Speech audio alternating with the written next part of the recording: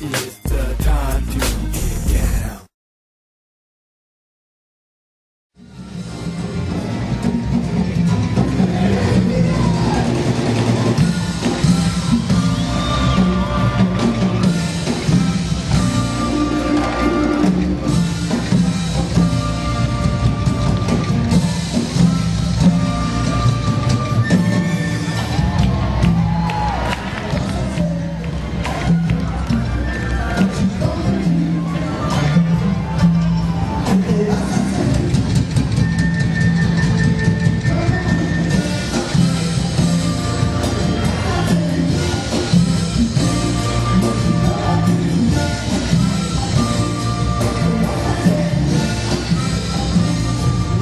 Hey, hey, hey. Sheila E, the Escovedo family. Look at them. You know that one, Vick, do you know some of the players here? Oh, of course I do. There they go. Of course I do. You know who they are? They are the Sheila E band. Well, you know, she's from the Escovedo family, a very famous family, you guys. Yeah. And I knew about it. The first time I saw Sheila E, she was doing percussion for Gil Scott-Heron. Yeah. At the Roxy. This Wow. is way before she got with Prince. Many people don't remember who saw them old Marvin Gaye. Remember that Sexual Healing tour? Many people don't realize if you went to that concert, Sheila E was doing percussion on that whole tour. Yeah. See, a lot of times you don't realize you saw these people with other people. Yeah. But being the avid concert goer that I am, Anyway, she's performing around this. I love seeing her. That was Pete Escovedo, the Latin Jazz Orchestra. She was performing with. Okay? And she's all over, performing all over, and she's touring. Let me see what I can tell you about her biography. Born in Oakland, California, Sheila E. is the daughter of percussionist Pete Escovedo, all right? Her uncle is Alejandro Escovedo, all right? Now, I don't remember which one was known as Coke Escovedo, but her whole, just the people there, Tito Puente was her godfather. Oye Como Va, Yeah. the one who wrote that's her godfather. Yeah. So, all of the Escovedos play. Another uncle, Mario Escovedo's a rocker. Oh, here it is, Coke Escovedo, who was in Santana, and he formed the band Azteca. That was her uncle. Okay. See, Nicole Richie is her biological niece. Yep. Okay, Nicole Richie's her biological niece. So, like I said, they said she made a recording debut with bassist Alfonso Johnson on Yesterday's Dream in 1976. She's played with George Duke, Lionel Richie, Marvin Gaye, Herbie Hancock, Diana Ross. By the way, she also plays violin and guitar. She met Prince in 1978. And after that, she went with the whole Prince thing. All right. So she was doing it. Remember The Glamorous Life? That was number 7 on the Hot 100. All right, you guys. So anyway, we hope you enjoyed that piece by Sheila E.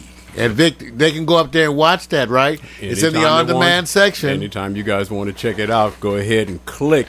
If you need to be told how to click, just send us a mailed letter request on instructions, and we'll take care of you. Hey, man, why are you leaning out of my camera view, man? Because I think it's time, man. What time is it, man? It's time for this. You lean out of my camera view, and then I get all messed up. Here we go with that famous intro. Oh, that's the See, wrong I hope it messes up on you, because I know what you want to do. What I want to do? First of all, everybody that's under 30, everybody under 30, just cover up your ears, because he's going to chase you all the way. I mean, you got to let go of George Clinton. Got to let go of him. Man, something's wrong. I'm so glad something's wrong. I'm serious. I'm about to bring you guys sports. You know that. And so we don't really need the intro. I can go right into it and just trump your card. I can take the master mix on this audio, take it down, and they won't see even the green. Now, how's that? Already they can't Here we go. That's cold. New news sports. When you can sweat, sweaty nuts and jackets and toe jam and sweaty sticking shorts and tennis shoes. That's all about sports. Is macho, not nacho. Yeah. She's super bad. I'm so glad you. Thank you. That's what you get. That's what you get. See, now you know what? I let that go on purpose because I know she's super bad. You see, I told you. I still think it's better with my new news. My new sports makes you think about some real sportiness, real sport in life. Yeah, right. Well, I'm about to bring it to you guys. Hey, you know what? I've had too much time off on the new sports. You know, when we do new sports, we ask questions. We don't have the answers, and we pretend like we have what we call professional sports intelligence.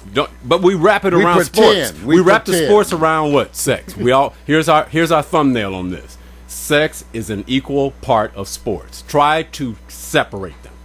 Games will be going nowhere. Go team. There you go.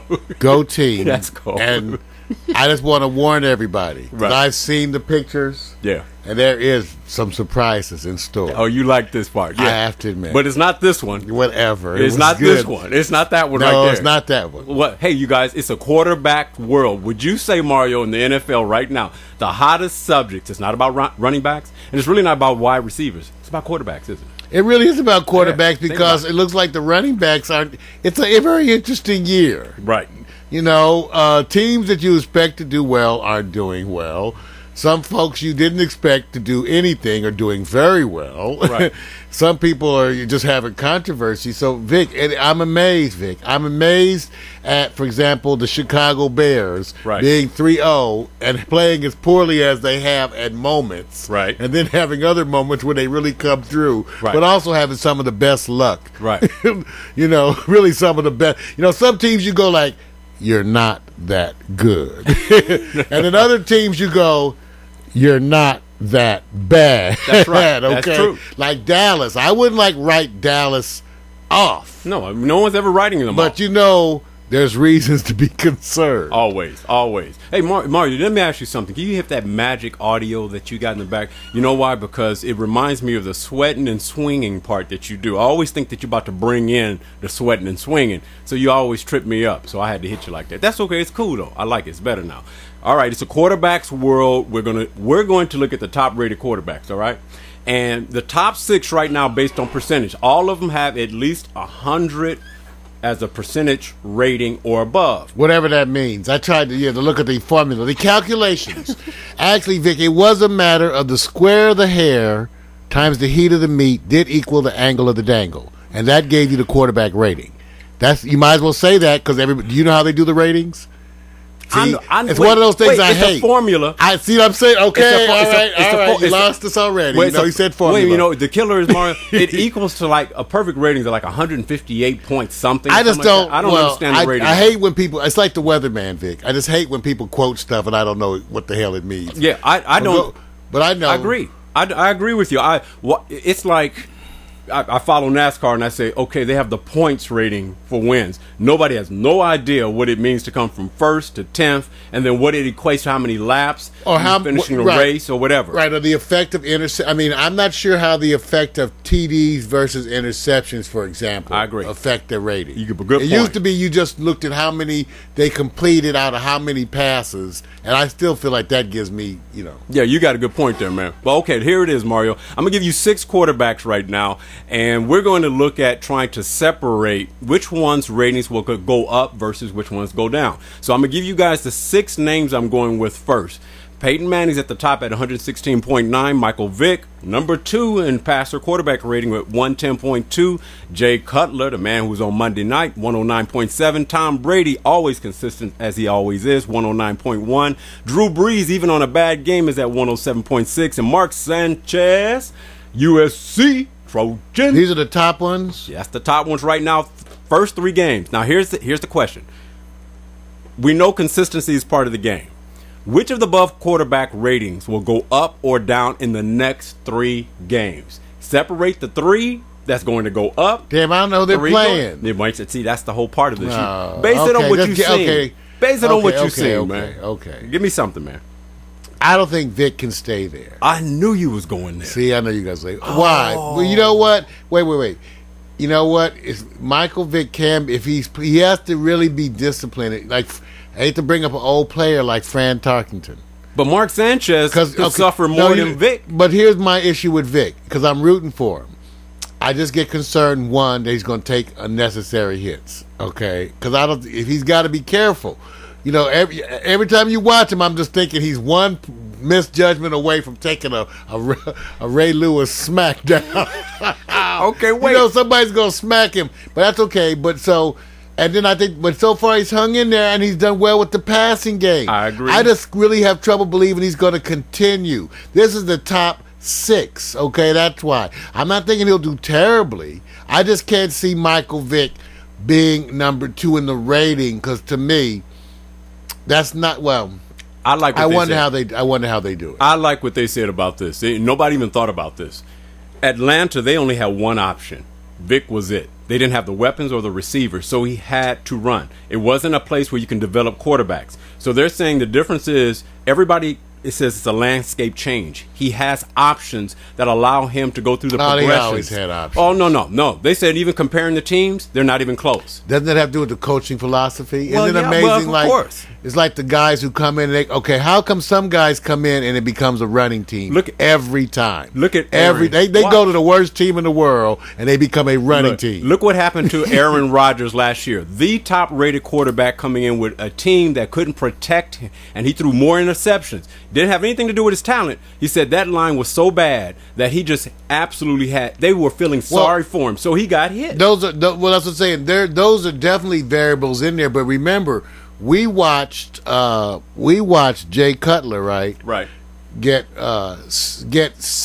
almost sacked in the first 2 series. Right.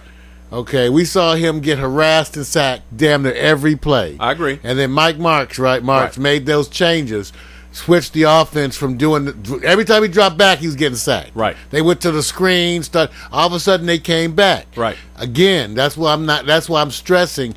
A lot of this has to do with the coach's determination.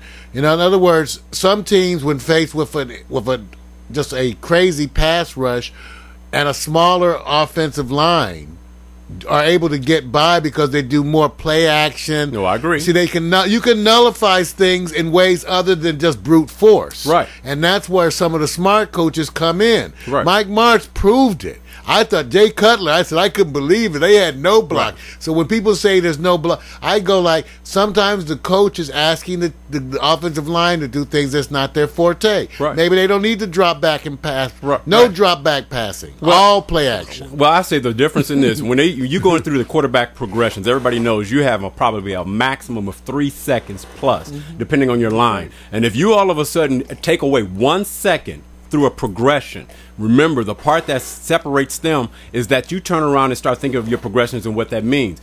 I'm saying with Vick, he's going to get tighter games where he's going to throw some. Right now he has no interceptions, and that's what I'm saying. How can he see, Vick? Those are the things I'm saying. Right. It's just too good to be true. I'm not hating on Vick. I'm just saying, you guys, he's rated number 2. I know. I think he's a very, very good quarterback. In terms of his talent, and I love the way now that the NFL with this Wildcat shows you the effects of players.